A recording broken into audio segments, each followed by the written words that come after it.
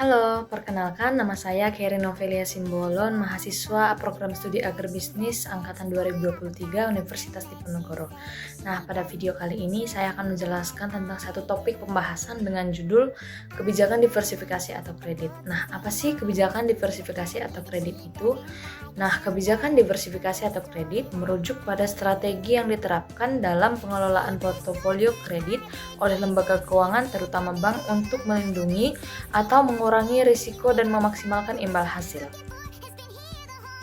Nah, selanjutnya bagaimana sih konsep dasar kebijakan diversifikasi? Nah, yang pertama, diversifikasi merupakan strategi membagi investasi atau kredit ke berbagai sektor untuk mengurangi risiko yang terjadi. Nah, yang kedua yaitu diversifikasi ini penting untuk meningkatkan stabilitas keuangan dan meminimalkan kerugian jika satu sektor bermasalah.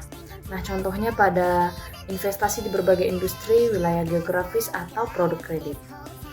Nah, setelah mengetahui konsep dasar kebijakan diversifikasi, kemudian kita akan membahas bagaimana kebijakan kredit. Nah, kebijakan kredit ini merupakan prinsip dan pedoman yang digunakan untuk mengelola pemberian kredit. Komponen utama dalam kebijakan kredit yang pertama ada prosedur evaluasi risiko, yang kedua syarat dan ketentuan pinjaman, dan yang terakhir yaitu pengawasan dan pemantauan kredit.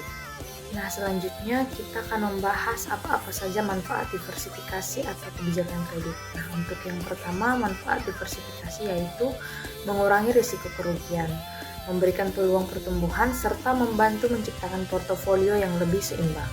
Nah, untuk manfaat kebijakan kredit sendiri, yang pertama ada menghindari kredit bermasalah yaitu non-performing loans atau NPL.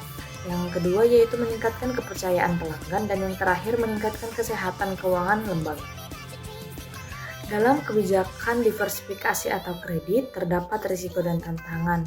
Risiko diversifikasi antara lain over diversifikasi serta kesalahan alokasi sumber daya.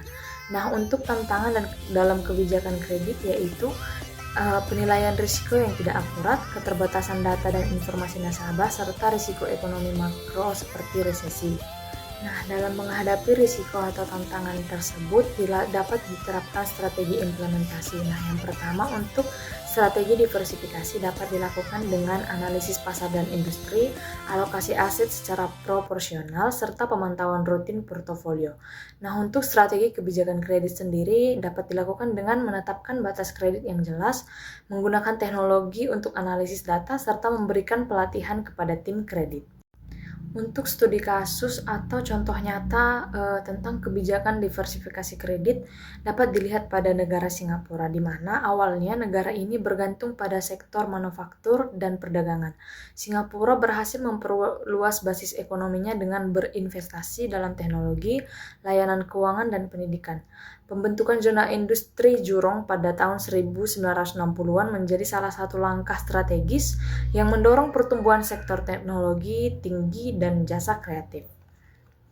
Nah, kesimpulan yang dapat diambil dari materi ini yaitu kebijakan diversifikasi dan kredit merupakan langkah strategis yang krusial dalam mengelola risiko keuangan dan menjaga stabilitas ekonomi. Diversifikasi memungkinkan lembaga keuangan maupun individu untuk menyebar risiko dengan mengalokasikan sumber daya ke berbagai sektor, wilayah, atau produk, sehingga meminimalkan potensi kerugian apabila terjadi penurunan di satu area. Nah, di sisi lain, kebijakan kredit yang baik memastikan bahwa pemberian kredit dilakukan secara terukur, berbasis pada analisis risiko yang komprehensif, serta diikuti dengan pengawasan yang ketat untuk menghindari terjadinya kredit bermasalah. Dengan mengintegrasikan kedua pendekatan ini, lembaga keuangan dapat menciptakan portofolio yang seimbang, meningkatkan kepercayaan nasabah, dan mendukung pertumbuhan yang berkelanjutan dalam berbagai kondisi ekonomi. Nah, strategi yang efektif dalam penerapan kebijakan ini juga memerlukan evaluasi rutin, penguatan regulasi, dan pemanfaatan teknologi untuk memastikan efisiensi dan ketepatan dalam pengambilan keputusan. Sekian yang dapat saya sampaikan mengenai topik kebijakan diversifikasi atau kredit. Apabila ada salah kata ataupun perbuatan, saya mohon maaf. Terima kasih.